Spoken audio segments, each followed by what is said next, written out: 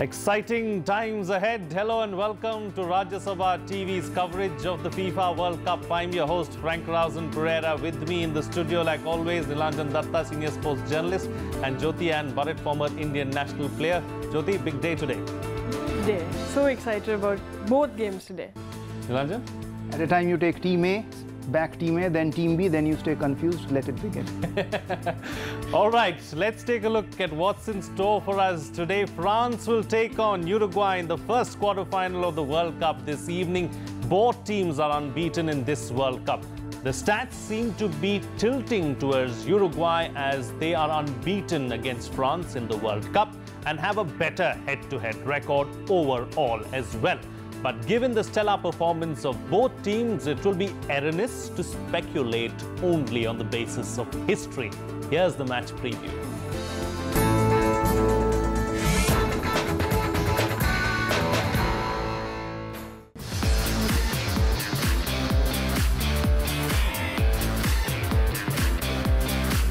The Les Bleus are one of the strongest teams at the World Cup and a pre-tournament favourite.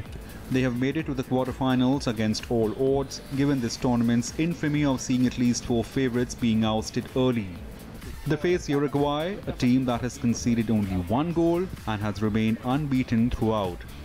History and statistics are with Uruguay. They have beaten France 3 times and drawn 4 times in the 8 clashes between the two. France only has 1 victory to its name, with none at the World Cup stage. The last 2 World Cup games between the two have ended in a 0-0 draw, perhaps an apt result then, but tonight one of them have to come out with a higher tally to march into the semi-finals of the coveted tournament. For the 1998 world champions, who have conceded 4 goals thus far against scoring 7, much is at stake given their electric performance defeating Argentina into the round of 16. Both sides have firepower in abundance in the form of dangerous strikers and tactful playmakers, but in the end, it may well come down to the goalkeepers to see the side through, and French know where the Uruguayan strength lies. Sur des détails, être bien concentré sur nos tâches défensives, ne pas leur donner de coups de pied arrêtés ou de corners faciles, tout ce qui est aux abords de la surface, parce qu'ils sont très performants dans ce secteur. Et nous, offensivement, il va falloir mettre du rythme, de la vitesse, de l'intensité, essayer de voir les choses avant. Uruguay would be once again banking on their aggressive forward line commanded by Luis Suarez and the flawless defence wall, which has kept the goalpost almost impregnable thus far. The South Americans, however, would also be hoping the momentum doesn't suffer in case of the race Edinson Cavani fails to take the field. The striker suffered a calf injury in the last game against Portugal, leaving the field limping, though he trained lightly with the team on Thursday. El momento que Eddie se lesionó y después que absorbió el dolor que le causa tener una lesión justo en un mundial, es un jugador muy importante para nosotros. The winners at the Nizhny Novgorod Stadium will play the Brazil-Belgium, who meet in the quarterfinals in Kazan later in the evening. Bureau Report, Rajya Sabha TV. Let's now go across to our stats zone where Tina Jha is standing by. Over to you, Tina.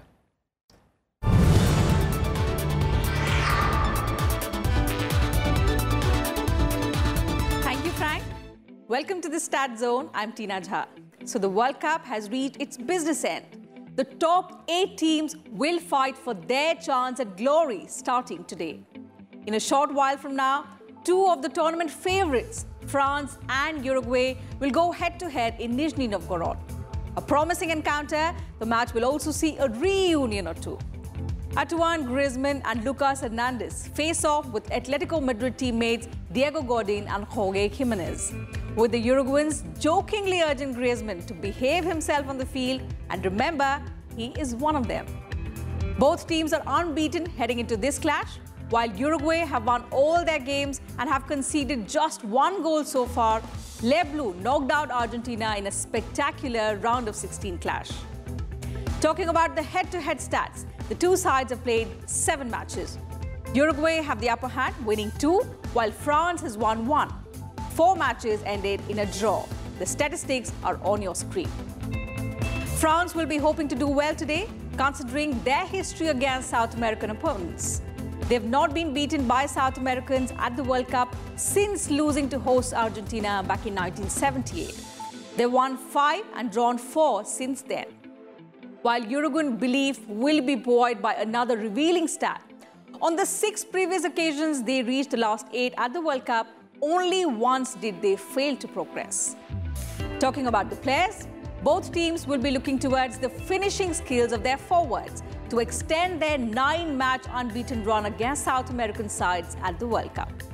Naturally, the players to watch out for, Luis Suarez and Kylian Mbappe. 31-year-old Suarez has played 102 matches for his country, scoring 53 goals. For France, 19-year-old Kylian Mbappe has been talismanic for his team, becoming the youngest goal scorer for his country at a major tournament. For now, that's it from me from the Stat Zone. Well, let's take a look at the lineup as far as this match is concerned. If we can have France on our screens first. Hugo Lloris in goal, Pavard, Varane, Umtiti and Hernandez will make up the back 4. Kante, Tolisso and Pogba in midfield. Mbappe, Giroud and Griezmann will possibly line up this way for France today. We'll take a look now at Uruguay's possible starting lineup, where Muslera will be in goal. Caceres, Jimenez, Godin and Laxalt will probably make up the back 4.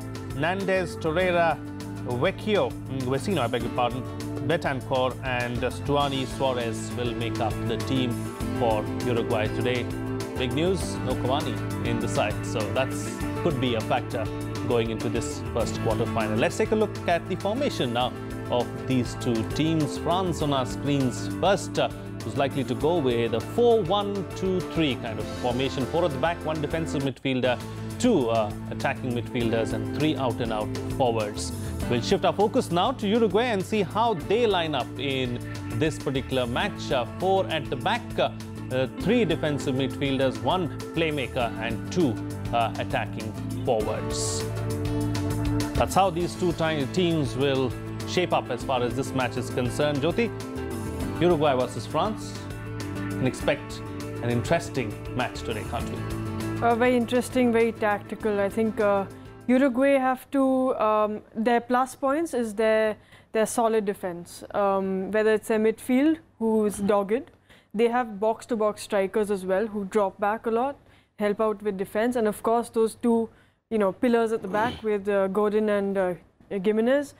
They're going to count on them to really step it up today, and they have proved to be, almost unbeatable in this tournament. They have to contain Pogba and Mbappe. I don't think if you give those 2 space, there's going to be a problem. So if they compact their defense, that's the only way they can sort of contain them, and then I feel their attacks would be counters. Counter-attacks, yeah, but you're going to miss Cavani, aren't they? He's most likely not going to start in today's match. He's probably not even going to be on the bench. Is that going to be a big factor? Because we saw them both combine in the previous match, Luis Suarez and Cavani. That is not going to work today. Would have a huge impact on the match. He's a kind of an inspirational player, emotional player. His emotions and quality on the field is always infectious. His strike power and the understanding with Luis Suarez is something which Uruguay will definitely be missing, because they are a side which do not go much on attack. It's a more of a defense-oriented side, and then they go out into the attack with their homes totally secured. So in that case, whom they look forward to? You have 2 players, Cavani and Luis Suarez. Cavani was a player who could run both sides, right and the left, and his understanding with Suarez, that would be missed. So it's totally Suarez alone up front, who needs to make an impact, obviously with the others backing him. Suarez needs to make an impact. We believe that he is one of the players to watch out for in today's game. On his day, though, he can be quite a force, Jyoti. Yes, he can. He's one of those strikers, who just he's one of those diminutive strikers, isn't he? He's not, like a big striker like a Lukaku or like a Costa. I don't think he has the physical presence that they may have, but he's like a Gattuso. He's a hard-working guy, and he's in there, and defenders find it hard to track him, and he's a smart striker. Sure. Let's look at the other players also on our screens, if we can have them, as to who are the players to watch out for as far as this Uruguayan side is concerned? Okay, Kylian Mbappe, certainly. Your man of the tournament really thus far, Nilanjan.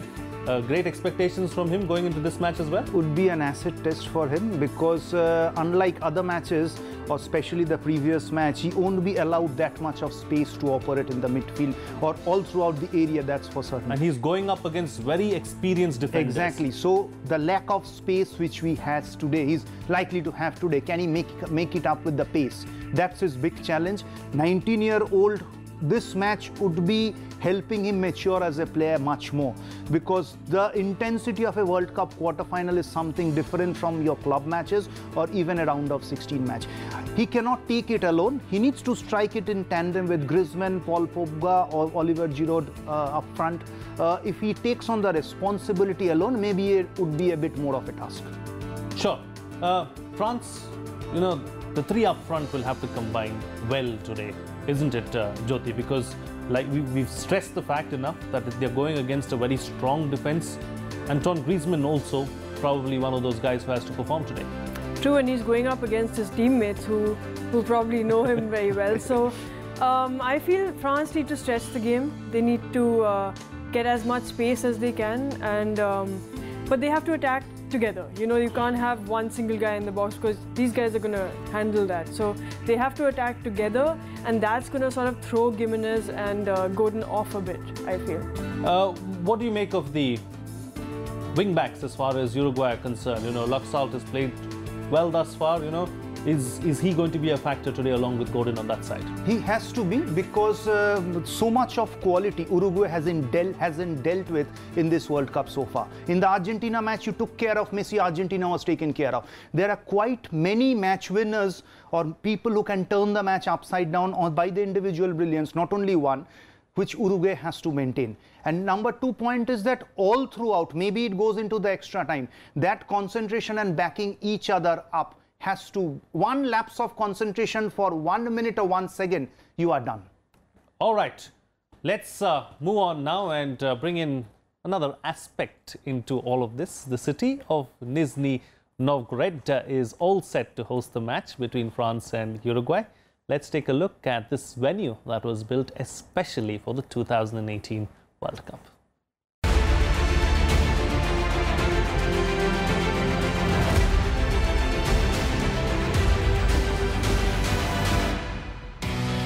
The first quarter-final between France and Uruguay will take place at the Nizhny Novgorod Stadium in the city by the same name.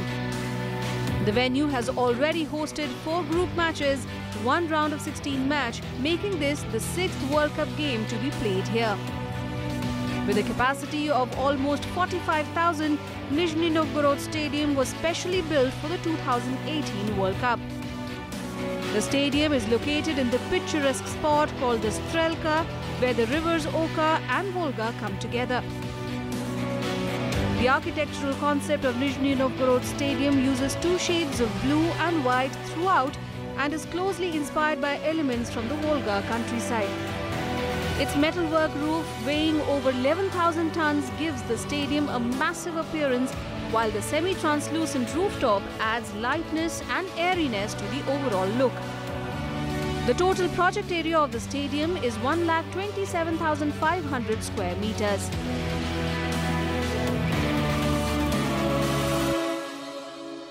All right then, now that we've had a look at the venue, all that remains to be done is wait for kickoff and watch the match itself and see what happens there. We'll slip into a short break now. On the other side, we'll preview the other big quarterfinal. Stay tuned. We'll be right back.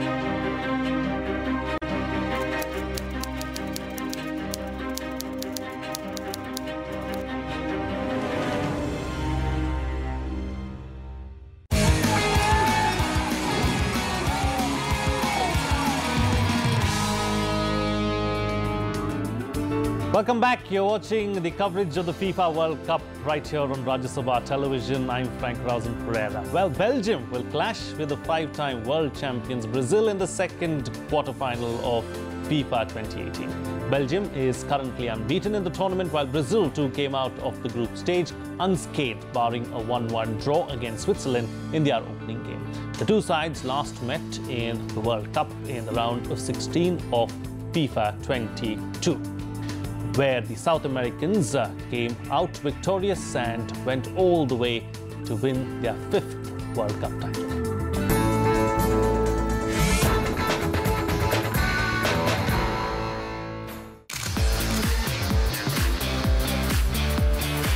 Belgium, the world number 3 side, has not just been unbeatable so far in the tournament, but have also scored the maximum number of goals, a whopping 12 in 4 matches. And the Europeans proved the worth of their salt in a spectacular round of 16 win against Japan, where they came from 2 goals down to win the match 3-2. Among the impressive lineup, players to look out for in the Belgian side would be Eden Hazard and striker Romelu Lukaku. Lukaku is currently the second highest goal scorer in this World Cup. Tonight, he will be looking to add to that tally. On paper, both sides may look strong with razor-sharp attack and a strong defence line, but it is Belgium that will be starting as the underdogs against the 5-time world champions. The two sides are very similar in terms of the qualities that we have. I think you're very right in describing the talent that we have in the squad. The difference is that we haven't won a World Cup. That's as simple as that. Brazil, on the other hand, will be sticking to the basics to get the simple things right. The team has often got complacent following this stage in their last 3 World Cups, where they were eliminated twice in the quarters in 2006 and 2010 and beaten 1-7 on home soil by Germany in the semi-finals in 2014. It is the pressure of expectations and hope riding on the heroes that the team has to overcome. One of them under tremendous pressure to perform will be star striker Neymar, who has attracted a soft infamy due to his histrionics on the field. Yet he remains their best bet, someone against whom the Europeans will be chalking a specific plan. No aspecto mental forte, e eu estou sentindo agora, cara. Se disser assim para mim, qual é o maior desafio de mundial? A capacidade mental dele. As pressões, elas são impressionantes, elas são extraordinárias. This will be the 5th meeting between the two sides. Brazil holds a stronger head-to-head record, winning 3 and losing just 1 match. That too way back in 1963. But given the current form, it is Belgium that looks to be on top. Rajada's report for Rajya Sabha TV. Let's now go over to our stats zone where Tina is standing by.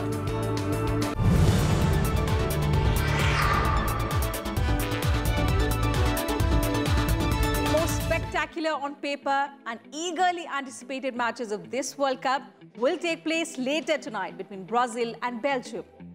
This is going to be a cracker of a match between two attack-minded sides, meeting for the second time at a World Cup finals. If you'd asked fans before the kickoff of the World Cup to predict which team will score the most goals, the answer would most likely have been Brazil. But the South Americans' current total of 7 goals puts them 5th in the scoring charts, 5 behind Belgium.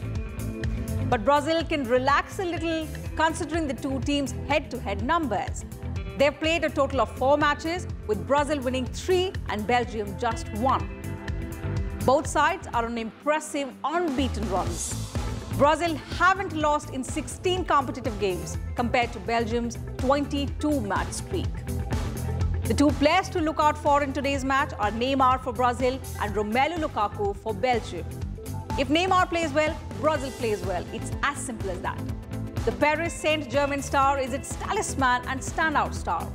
He's played 89 matches for Brazil and scored 57 goals. For Belgium, Romelu Lukaku has been instrumental in the team becoming the top scorers at this edition of the World Cup. The 25-year-old striker has scored 40 goals for Belgium in 72 matches. That's it from me from the Stat Zone. Over to you, Frank.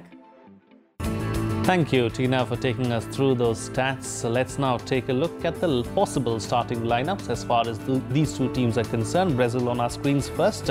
Becker in goal, Fagner, Silva, Miranda and Marcelo make up the back four. Fernandinho, Paulinho and Coutinho will make up the midfield, and Willian, Jesus and Neymar the attacking trio. Let's take a look now at the possible starting lineup for Belgium. Courtois in goal, Alderweireld, Company, Vertonghen, Munier will make up the back four. De Bruyne, Witsel, Carrasco, the three midfielders, of course. And if you look at the three forwards, it will be Mertens, Lukaku and Hazard. Let's now take a look at the formation and see how these teams will form up in this particular match.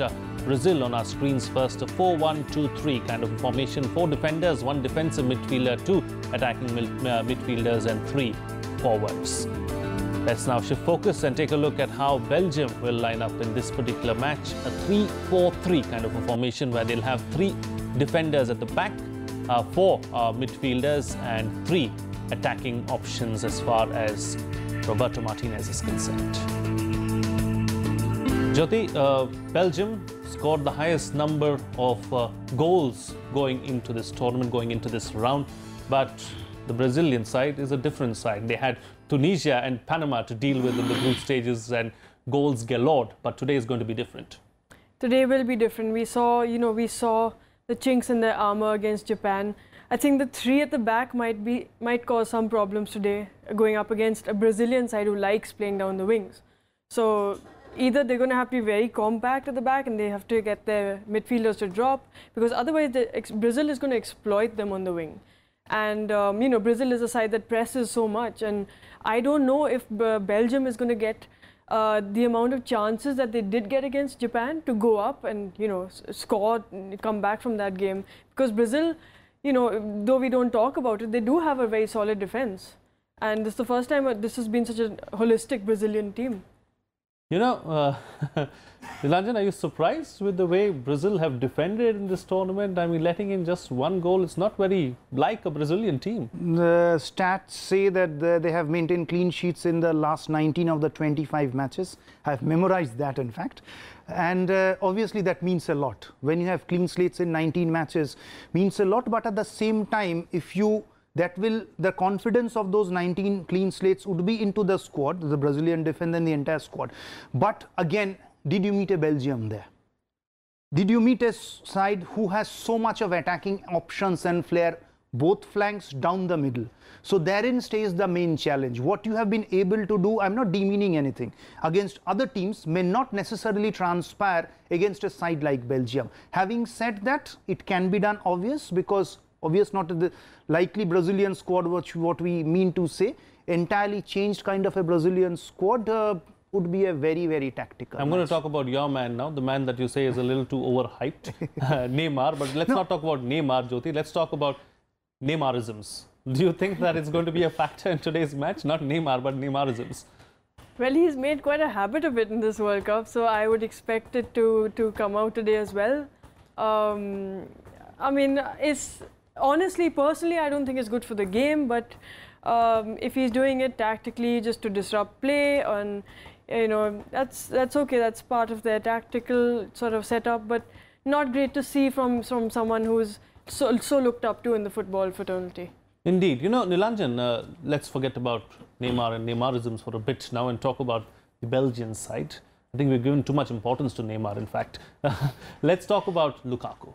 As far as Lukaku is concerned, do you think that he's going to be a key player today? His physical presence, aerial presence, a very sneaky customer, and despite his physique, he's very nimble-footed, which gives him the option of going both sides. He sniffs goals, and one of Belgium's biggest qualities which Lukaku has been able to transpire is all sides have created chances. How many of them have been able to convert? This Belgium side has created chances, and a major percentage of that has been converted, and Lukaku has green-ticked all the boxes out there. That's the threat which Lukaku poses. Is Casemiro going to be missed by the Brazilians? Several pundits believe that he's going to be really missed by the Brazilians today. Is that going to be the case? I think so. You know, he's such a vital person in their midfield, and of course he's been in form. You know, he's someone who's very consistent. So I definitely feel they're going to feel his absence today on the field. You know, as far as Belgium are concerned, Nilanjan, Mertens and Hazard too could be key players today. And as far as the Brazilians are concerned, Marcelo will be key today because there are going to be a lot of attacks on that flank. Definitely, and Marcelo's presence also gives them the option of using the flanks a bit more than what they did in the last two matches, because a three-man defense, as Jyoti very rightly pointed out, if you have your wing backs as on when overlapping, it adds that extra man to the attack. So that's the thing which the Belgians need to take care of. The Belgian side has many match winners who can change the match in a split second.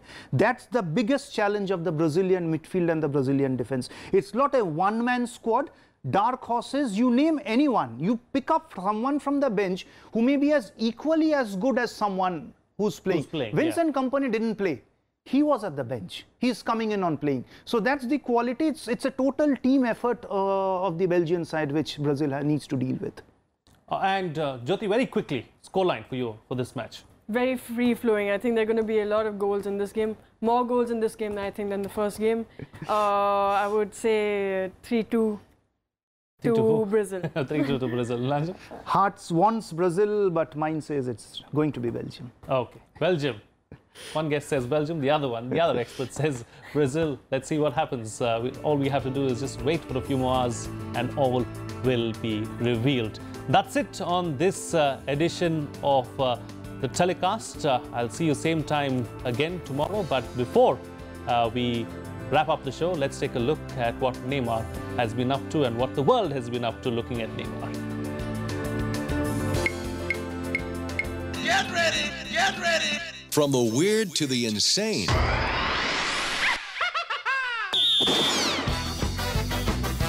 Neymar!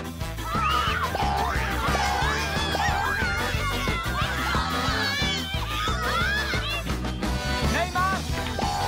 Whoa! Oh, Neymar just caught, was he, by Lynch's challenge.